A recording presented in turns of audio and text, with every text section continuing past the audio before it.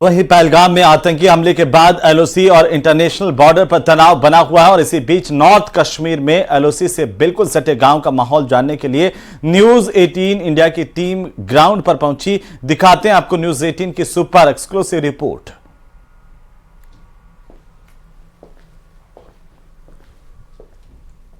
जंग देखिए, 71 की जंग देखिए, ये हमें दिखा रहे हैं कहाँ कहाँ पे गोले लगे। देखिए गोलियां लगी हैं, तो क्योंकि जब यहाँ पे सीज फायर वायलेशन होती है तो यहाँ पे गोलियां लगती हैं और गोले भी ऊपर से गिरते हैं।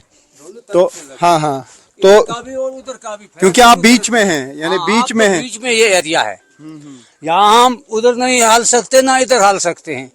हम मुश्किल से यहाँ गुजारा करते हैं और यहाँ रहते हैं। तो आजकल तनाव है क्या? जब से पहलगाम अटैक हुआ, क्या लग रहा है जंग का माहौल है? माहौल हो गया है जंग का, लोग जद में आ गए हैं, डर गए हैं लोग। लेकिन हमें खौफ इस वजह इस चीज का रहता है, जब से पहलगाम में अटैक हुआ तो हमें भी बहुत अफसोस हुआ, दुख हमें भी हुआ, बिना वजह मारे गए लोग। लेकिन अब जो जंग का ये माहौल हो रहा है इसका हमें बहुत खौफ है, पता नहीं कब फैल आ जाएगा। ये वो इलाका है जहाँ पे गोले गिरते हैं, जहाँ पे गोलियां आती हैं, क्योंकि ये वो इलाका है जहाँ पर इंडियन आर्मी और पाकिस्तानी आर्मी के बंकर बिल्कुल आमने सामने हैं, एक साइड से नहीं दूसरे साइड से, नॉर्थ साउथ ईस्ट वेस्ट आपस में इर्द गिर्द।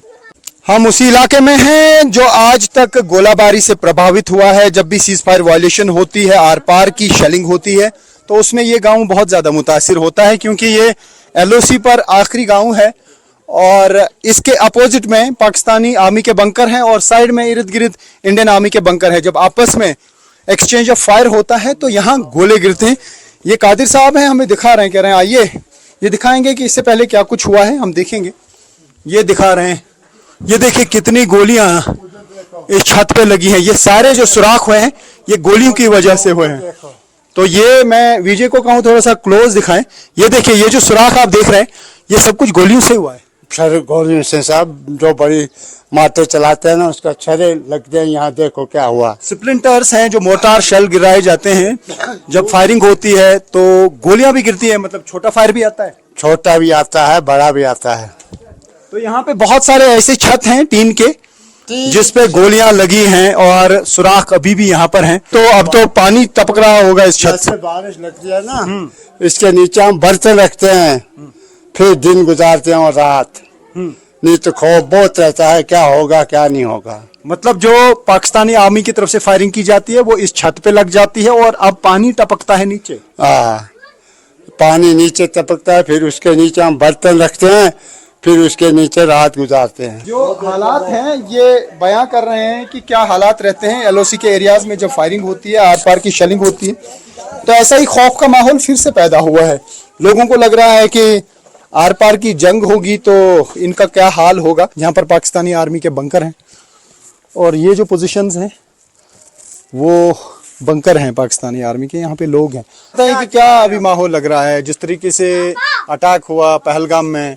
भारत का कहना है कि पाकिस्तान पे हमला किया जा सकता है, पाकिस्तान को भी लग रहा है हमला किया जा सकता है। और आप यहाँ पे एलओसी पे रहते हैं जहाँ पे बिल्कुल आर पार की जंग से फायर आता है, सब हमारे ऊपर पड़ता है। हाँ, क्या बता रहे हैं? हाँ, क्या बता रहे हैं? जिस वक्त फायरिंग होती है ना, शेलिंग, सब गोलाबारी यहाँ होती है हमारे इस गांव में। ये मकान टूट फूट का, किसी के पास पैसा था उसने बनाया, जिसको नहीं है ऐसे ही पड़ा, चलो मैं दिखाऊंगा। इतने इतने सुराख अभी भी हैं। हमारा टीना ऐसे हो गया है।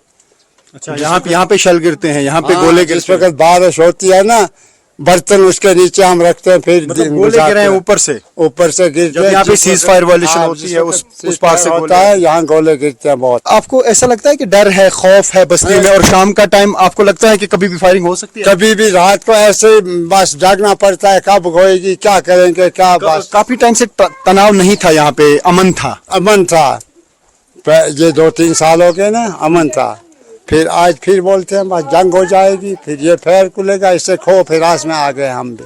यहाँ पे आज तक काफी लोगों की मौत हुई है, काफी घर तबाह हो गए हैं। और वो जो मैं उंगली से एरिया दिखा रहा हूँ वो पूरा है, उसमें काफी पाकिस्तानी आर्मी के बंकर हैं।